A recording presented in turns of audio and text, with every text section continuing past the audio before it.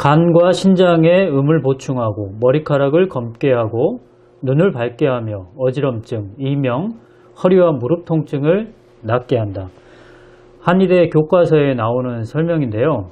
이 약초는 뭘까요? 교과서에서는 이 약초를 숙지왕, 구기자, 또 오디와 함께 비교를 하고 있는데요. 이들 약초와 효능이 비슷하다는 뜻이겠죠. 이 약초는 장기간 복용했을 때 허약한 몸을 보강하는 효과가 있고 또 장수하게 한다, 이렇게 설명이 되어 있는데요. 어떤 약초인지 다음 영상을 통해서 알아보도록 하겠습니다. 광나무는 겨울에도 잎이 시들지 않습니다. 상록식물이죠. 물풀의 나무과에 속한 상록식물인데요. 겨울에 이렇게 열매가 까맣게 지금 익어 있습니다. 이거를 여정자 또는 여정실이라고 해서 약으로 사용을 하는데, 제가 채취를 한번 해보겠습니다. 자, 제 손 크기하고 이 열매 크기를 비교하면 여러분들이 간접적으로 이 열매가 크기가 얼마인지 가늠할 수가 있겠죠.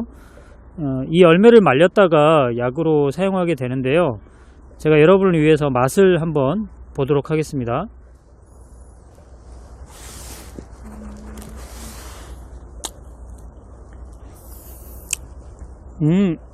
처음에는 단맛이다가 나중에 좀 쓴맛이 느껴지네요. 근데 쓴맛이 아주 강하지 않고요. 근데 아이들은 쓰다고 많이 느끼겠네요. 씨앗을 보여드릴게요. 제가 씨앗을 까봤는데요. 씨앗도 까만색이에요. 자, 잘 보이나요? 까만색인데 씨앗이나 열매나 크기 차이는 별로 없어요. 왜냐하면 과육이 그렇게 많지 않고 반 이상이 씨앗입니다. 한 70% 정도는 씨앗의 크기라고 봐도 될 것 같네요. 이 씨앗의 맛도 한번 보겠습니다. 왜냐하면 광나무의 열매를 약으로 쓰지만 결국에는 씨앗도 이제 다리거나 분말해서 먹었을 때 씨앗도 같이 먹을 수밖에 없기 때문에 대부분의 비중을 차지하고 있는 이 씨앗도 약효에 큰 영향을 미칠 수밖에 없겠죠. 지금 이제 생거를 채취해서 씨앗을 먹었을 때 씨앗은 저항감 없이 그냥 씹힙니다. 하나 더 먹어볼까요? 씨앗도 맛이 많이 쓰지는 않네요. 쓰기는 쓰지만 그렇게 쓰지는 않고 약간 쓴맛입니다. 단맛이, 이제 쓴맛 때문에 단맛이 약간 감춰져 있다, 이렇게 생각할 수 있겠는데요. 어쨌든 많이 쓰지는 않고 먹을만 하네요. 여정자 또는 여정실이라고 하는데요. 광나무의 열매입니다. 우리나라 남부 해안가 쪽에 가면 자생하는 것을 많이 볼 수가 있는데, 시청자 여러분의 이해를 돕기 위해서 2019년에 발표된 논문의 내용을 소개하도록 하겠습니다. 이 논문에서는 여정자가 매트릭스 메탈로 프로티나제, 그러니까 이 줄여서 MMP라고 하는데, 이 MMP를 억제한다 하는 내용을 담고 있거든요. 여러분께서는 이 MMP가 낯선 용어인데 제가 설명을 좀 풀어서 할 테니까 잘 들어보시기 바랍니다. 왜 그러냐면 이 MMP를 이해하면 이 여정자의 효능을 우리가 구체적으로 이해하는데 도움이 되기 때문에 그렇습니다. 자, 첫 번째로 이 세 가지를 제가 분류해서 얘기할 텐데요. 이 첫 번째로 이 MMP는 단백질을 분해하는 효소인데요. 염증이 생기면 이 효소의 발현이 증가합니다. 그러니까 염증이 생겼을 때 이 MMP라는 효소가 많이 생긴다는 뜻이에요. 그래서 만성염증이나 치주염, 그리고 만성폐쇄성 폐질환, 동맥경화, 관절염 등이 있을 때 이 MMP가 몸에 증가한다는 것이 많이 알려져 있습니다. 그래서 염증이 생겼다 하면은 MMP도 많이 증가하였다, 이렇게 생각하면 될 것 같습니다. 둘째, 암도 이 MMP하고 무관하지는 않거든요. 특히 이제 전이 되었을 때 이 MMP가 많이 관여하게 되는데요. 암이 전이되는 것은 가장 큰 문제죠. 암에 있어서 전이가 가장 큰 문제입니다. 암세포가 전이되어서 다른 조직에 정착해서 다시 암으로 성장하기 위해서는 그 조직에 들어가야 되잖아요. 그러려면 해당 조직이 좀 느슨해져야 하는데 이때 해당 조직을 느슨하게 만드는 역할을 바로 이 MMP라는 효소가 하고 있습니다. 따라서 암의 전이를 억제하려면 이 MMP의 발현을 좀 줄여줘야 되는데요.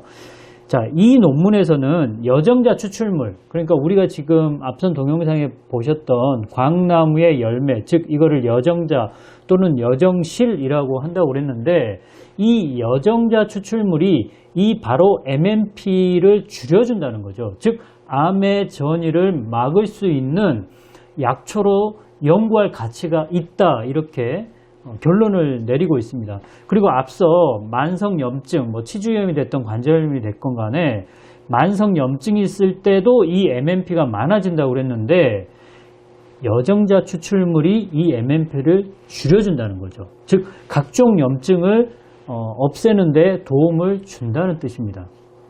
두 가지 얘기 드렸어요. 첫 번째는 염증, 두 번째는 암에 관여한다, 이렇게 했고, 셋째 MMP는요 피부 노화와도 관계가 있는데요. 이 MMP가 콜라겐을 파괴하기 때문에 피부가 노화되는 것을 촉진한다 이거죠. 그런데 다시 강조하는데 여정자 추출물이 이 MMP를 낮춰주고, 즉 그렇다면 피부 노화를 억제할 수 있다, 이렇게 말할 수가 있겠습니다. 자, 그래서 결론은요, 이 여정자가 이 MMP의 발현을 억제하기 때문에 결과적으로 만성염증, 그리고 관절염, 또 치주염 등등의 여러 가지 염증도 억제할 거고, 암이 전이되는 것도 막아줄 거고, 그리고 피부 노화도 억제할 거고, 이런 효능들은요, 옛날 사람들이 이 여정자를 오래 복용했을 때 장수한다, 그리고 허리가 아프고 무릎이 아프고 염증이잖아요. 이런 통증들을 막아준다, 그리고 눈을 밝게 해준다, 또 뭐가 있죠? 머리카락을 검게 해준다 등등의 효과로 설명을 했는데, 이런 설명과 맥을 같이 한다고 할 수가 있습니다. 여정자를 어떻게 복용해야 되는가에 대해서 설명을 드리도록 하겠습니다. 여정자는 이 한의사에 보면 성질이 평하다, 그러니까 부드럽다, 이렇게 생각하시면 되고, 효능이 또 완만하기 때문에 장기간 복용해야 효과가 나타난다, 이렇게 되어 있습니다. 그래서 우리나라 사람들처럼 성격이 급하잖아요. 이런 분들이 며칠 먹어보고 별로네 하고 이렇게 때려칠 만한 그런 약초가 아니라는 뜻입니다. 복용량은 한 번에 10에서 30g 내외로 복용하시면 됩니다. 자, 예를 들어서 여러분들이 눈이 좀 침침하고 시력이 좀 약해졌다 했을 때는 여정자와 구기자, 제가 구기자 많이 설명해 드렸죠. 구기자와 함께 달여가지고 복용하시면 아주 좋습니다. 맛도 괜찮고 효과도 좋습니다. 그리고 허리와 무릎이 아플 때도 쓴다고 그랬는데, 이때는 두충과 우술이라는 약초와 함께 달여서 드시면 도움이 되고요. 그리고 신경쇠약이나 불면증, 제가 설명을 여태까지 안 했는데, 여정자는 보약의 일종이기 때문에 신경쇠약, 그리고 이 신경쇠약 있는 분들이 불면증이 많은데 이런 증상이 있을 때도 활용할 수가 있는데, 이럴 때는 오미자, 그리고 산조인, 백자인 또는 복령, 자, 이 약초들을 하나하나 설명할 시간은 없지만 여러분들이 찾아보시기 바랍니다. 이들 약초와 함께 달여서 복용하시면 많이 도움이 됩니다.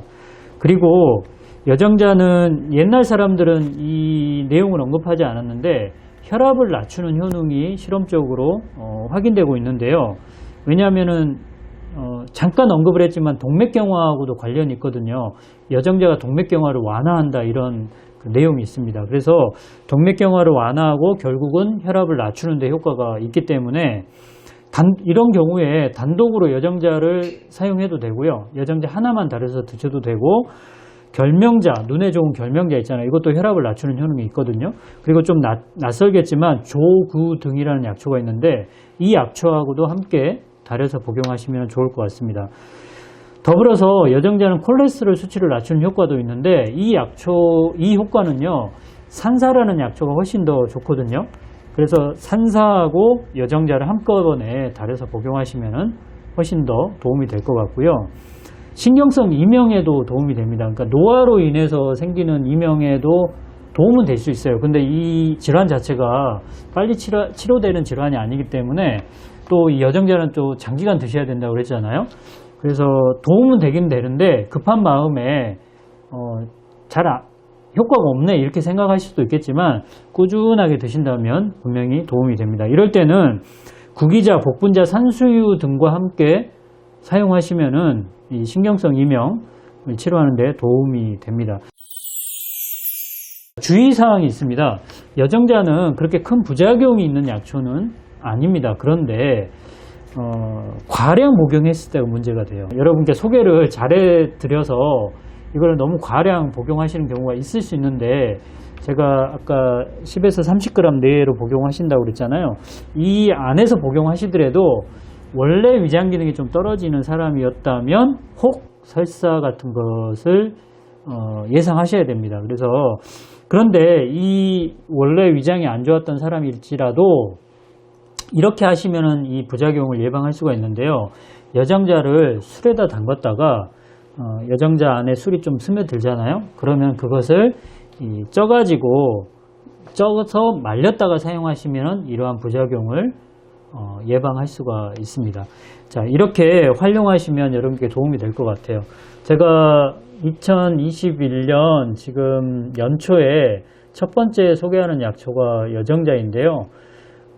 한의대 교과서에도 나와 있는 약초니까 어느 정도 효과는 인정된다고 할 수가 있습니다. 여러분도 관심을 가지고 많이 활용하시기 바랍니다. 지금까지 약초교수 조병남이었습니다.